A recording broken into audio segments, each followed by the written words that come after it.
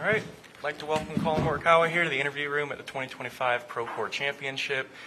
Collin, I guess we'll just start. How much are you looking forward to being back in the home state, and what is your third start in this event? Yeah, it's awesome. This was my second tour start as an AM, I believe, and missed the cut, but it was, there's always going to be a lot of good memories being able to get a sponsor's exemption. And I know I haven't made it back in the past few years, but this style of golf is so different than what we see, especially kind of as we played through playoffs. So it's fun to be back and have a nice home crowd. I've heard a lot of Go Bears already through, 2 days of being on property. So it'll be fun to kind of see how the week progresses. Practice day yesterday, then just finished up your Pro-Am. What are some of your takeaways from Silverado Resort? Yeah, I've actually, like I said, I've forgotten the, not quirkiness, but a lot of the dog legs and a lot of the shot making you have to have out here, and a lot of spin control with some of the smaller greens. So it's fun to play this style of golf because we don't get to play it that often on tour, and I think it takes a different skill set sometimes to be able to navigate your way around this golf course. All right, we'll take some questions from the media. If you have a question, you can raise your hand. We'll start right here with Marty. Hey, Collin, welcome to Napa and Silverado. How connected is this United States Ryder Cup team this week under Keegan Bradley's leadership as far as, bringing the team here to Napa and using this as a training ground before Bethpage? What is the emotion like? What is the spirit of the team like as you continue this tournament here and in preparation for Bethpage? Yeah, I think when you look back at a couple of years ago, a lot of us came in taking 4 weeks off, and at the end of the day, we looked back and said, how do we get better, right? How do we give ourselves a better chance to go out there and compete? And I know for myself, I didn't feel like I was as prepared a couple years ago, even though I put a lot of work in those 4 weeks. Tournament golf is just different, and you have to be able to show up. So it's great to have pretty much everyone here this week. A lot of great vibes throughout the meetings and the dinners we've had, and that's what you asked for. I think we're all very close. I mean, more than half of these guys on the team I've known for over 10 years. So, it's that much more comfortable. And I think a lot of us have been fairly close. And look, my first ever lunch on tour was with JT. And now that I've been able to play 3 Ryder Cups, or 2 Ryder Cups with him, 3 Ryder Cups, actually, it's amazing, right? So a lot of that just bleeds into it. But I think having this little earlier start for us is getting us prepared a little bit more. All right, go to Paula.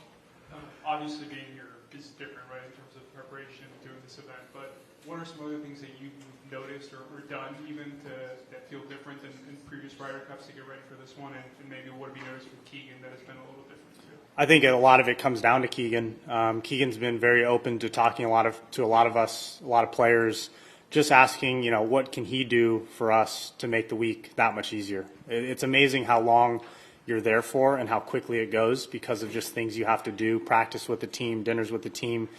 You're just slightly in a different order, but he's been open to hearing every suggestion possible from all of us to say, how do we make it as normal as can be and go out there and do what we need to do is put points on the board. So he's been, a lot of credit to him. He's put a lot of hours and phone calls behind the scenes that even I don't know about, but I want to make sure that he's, we say thanks to him because he's done a lot for us to bring us all together and to do, what we need to do to go out there and try and be our best. All right, go ahead, Mark.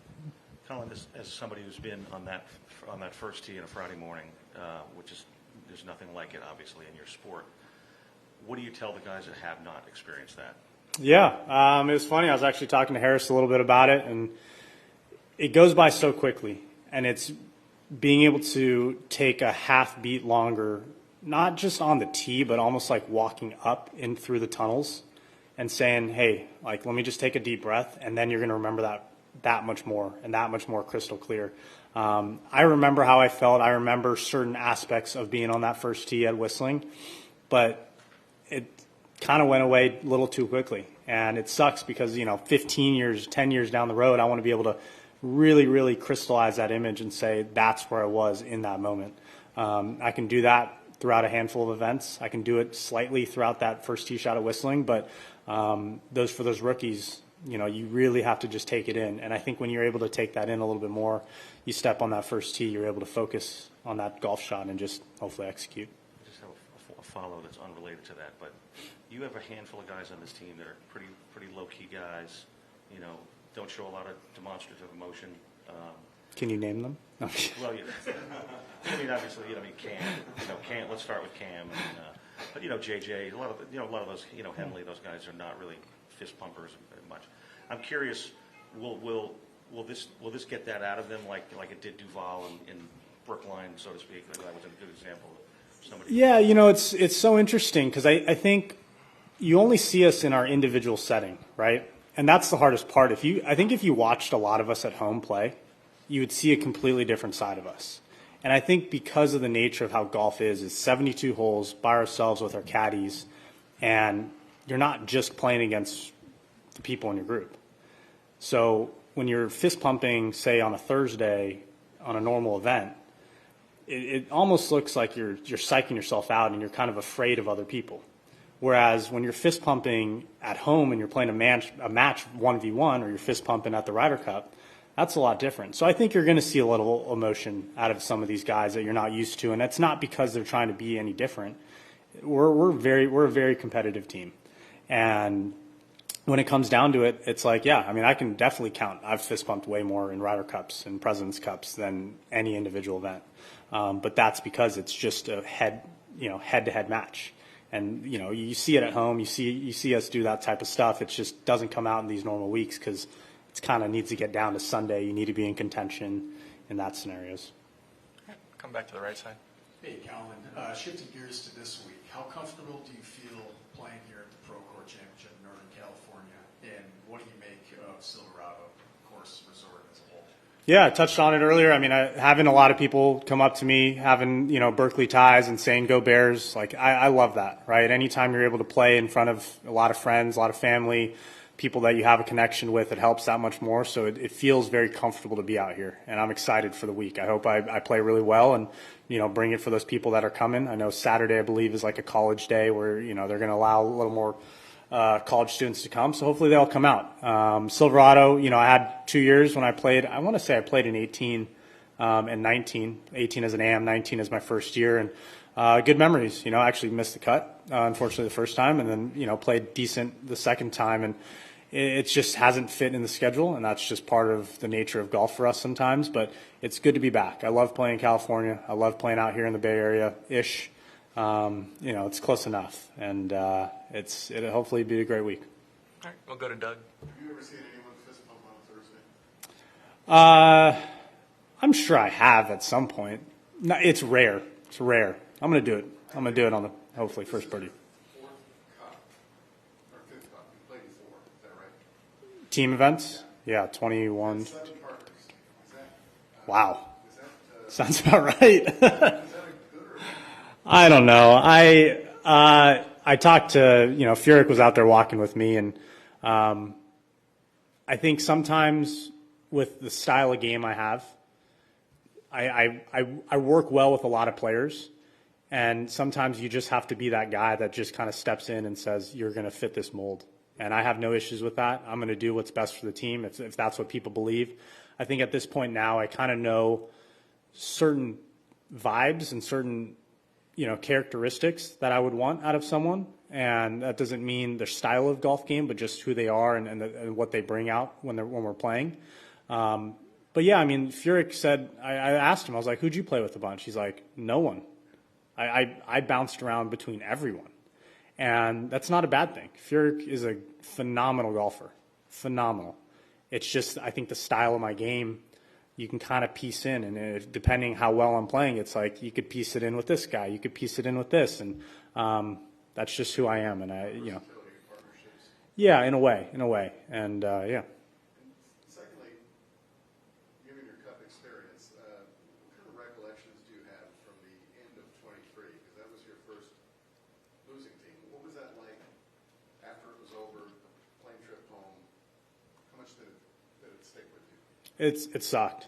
It sucked. I don't know. I can't speak on behalf of everyone, but I want to say for a majority of us, it sucked because you go in there wanting to win so bad and doing everything you can to go and win an away one.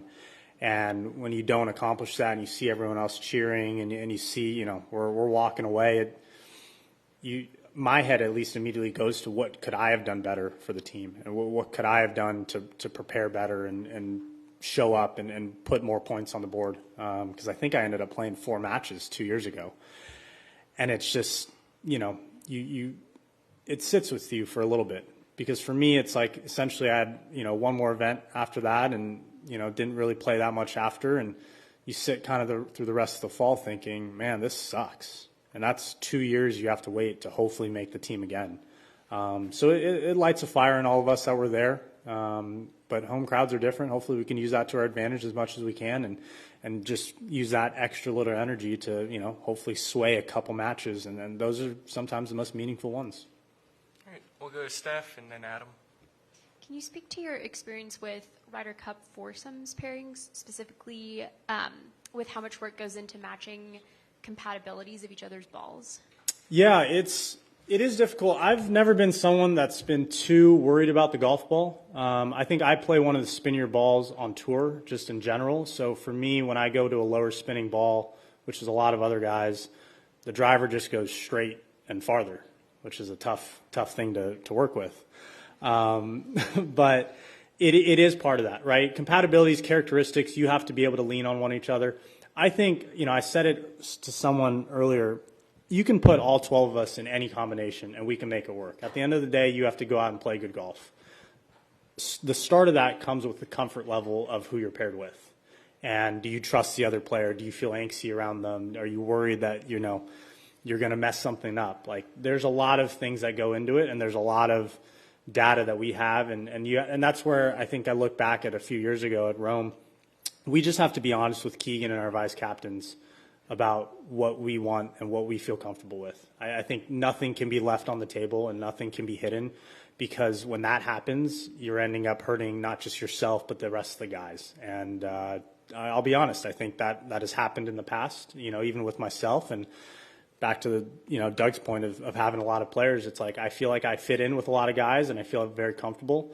But sometimes you have to put your foot in the ground and say, look, this is what I feel like I'm going to perform the best with or without, and you go from there. But there's a lot of factors that go in with the whole characteristic stuff. Go ahead, Adam. Collin, is there a part of your game that you've been focused on trying to get ready for the Ryder Cup? Yeah. Look, I know, after the Tour Champ, everyone felt like it was a long season. I got straight to work the Monday right after. I'm really trying to figure out these irons. And it's crazy to say, but and the putting as well. I mean, I've got a new putter in the bag this week, which I did a lot of work that Monday right after Tour Champ. But the irons, I want to show up at Bethpage and be able to just aim 5 yards left, 10 yards left, 3 feet left, and just fire and pepper at those pins. Because that's what people get excited about. Obviously, you need to make the putts. But that's just something I've been fighting over the past few years is just, to me, there's a difference of missing it 20 feet left and 20 feet right. It's the same number no matter what, strokes gained and stuff. But I want to know where my misses are going. And that's what I've been working on really, really hardly. And hopefully we can, it's been really good work. Just got to keep getting where I want to be in a couple weeks. But everything's feeling great so far, heading into this week at least. What did it mean to you, to the team, that Bryson made the effort to be here this week? Not just this week. He's made efforts to come out to other meetings and other dinners as well. It shows that he just cares. Like I said, I think this whole individual aspect, we've all thrown that out the window, and we will all do what it takes to be with the team. So to have him there yesterday, being around the team, hanging out, they're all positives for us. And I think the more we can all be together, which we've already been, the closer we're going to be and the more comfortable we're going to be. It's been pretty seamless, I think, through all my team events. There hasn't been any awkwardness around anyone. I'm not saying just because we lost in Rome, there was awkwardness in the team room. All of us have been great together. But just adding that extra little week, adding in the extra little dinners, hanging out, that just shows that he cares. And like I said, he's gonna do everything it takes and everything we need from him to go out and put points on the board. All right, come back over here, Bob. Before you played that first Ryder Cup, would you have had any experience at foursomes in competition? Do you recall? Yeah. How hard is it to get used to? Walker Cup, me and Norman Zhang. Should have been 9-7. It was 8-7. Yeah, I feel like that's a format I've always kind of been put in. Maybe because like that's just, you know, I hit a lot of fairways, I guess, and kind of keep it in play. But I've played, you know, Palmer Cups, Walker Cups, where I've had enough foursomes practice, and that's why, like, for me, the ball thing. You're back to the ball question. Like I said, I play a spinning ball. It's easier to go a little lower spinning. You know, I think when the guys are super lower spinning, just say like a Cam Young's got that new Titleist ball, it's harder to go to a spinning ball because then when it spins, I mean, it could be a very, very big difference. So back to the whole pairing stuff, like that's part of it. But yeah, I feel like it's been a format that I certainly like. Do you have an opinion on why in these Ryder Cups of late, even though the teams appear fairly evenly matched, the home teams have been really dominating? Do you have any sense as to why that has been? It's tough. You know, I can only speak on my two. I think it just, there's something about being at home. We don't get that on tour, right? You maybe get a home-like event, and I guess, you know, RSM would be the closest one to guys actually playing their home event where they practice at all the time. But even then, you have a home crowd where, I mean, I'll never forget driving up to Whistling that morning on Friday. I mean, all you see is red, white, and blue. All you hear are Americans screaming. All you hear are, you know, American songs, and it just sometimes pulls enough out of you. And I think when you go away, you just have to go out and be that villain sometimes. And yeah, I don't know, but I hope it continues because I'm looking forward to that entire, not just New York crowd, but whole USA crowd really bring it. I mean, it helps. It helps. I think any sport can say a home crowd helps. Especially for us those 2 weeks. All right, got time for two more. We'll go here and then finish up with Mark. To follow up on that a little bit, and I imagine this is something you've thought about a lot over your previous experiences and going into this year, but to you, why is the Ryder Cup important?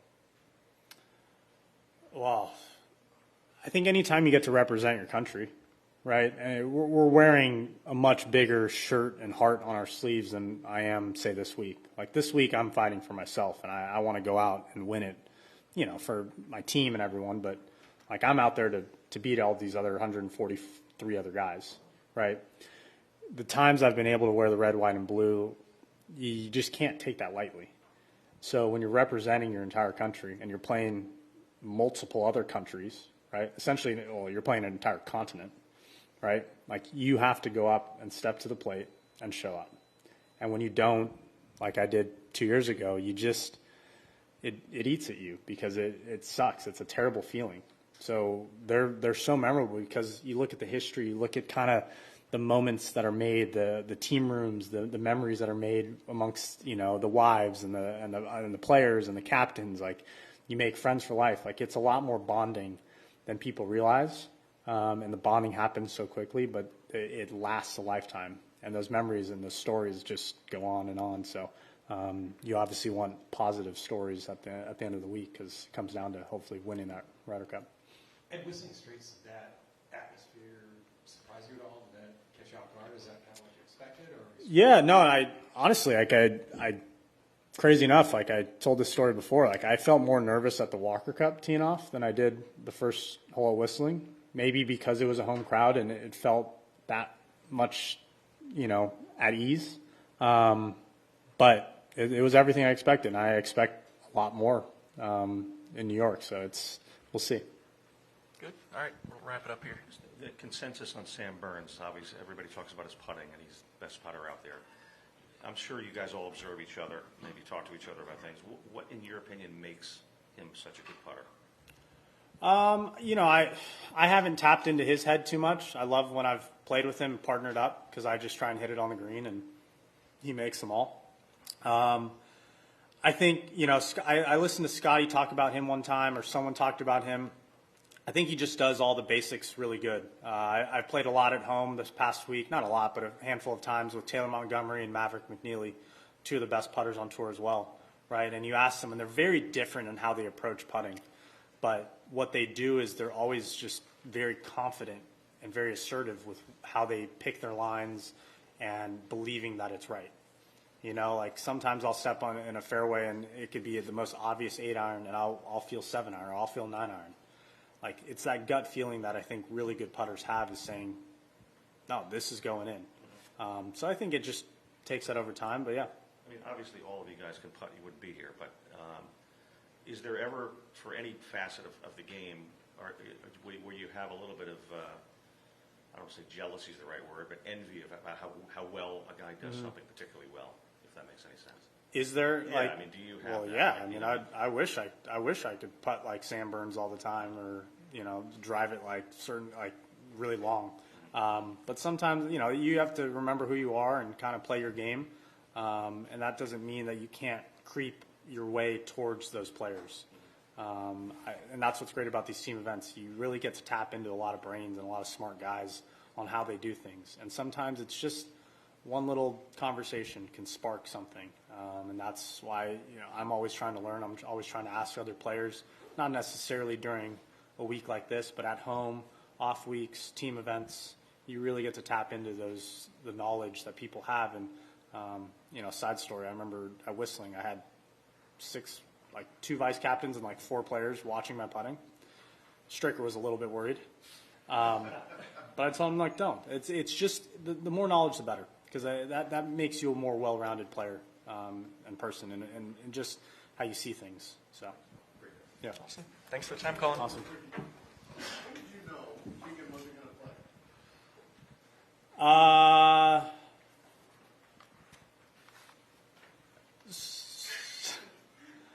I never knew for sure. How about that? I think there was always, tip of the iceberg. It could have fell this way, could have fell that way. I think I knew directionally at a certain point. I knew when, but I didn't. There was no certainty until we heard. Yeah. You're not. That was really around and under, and yeah. Thanks, guys.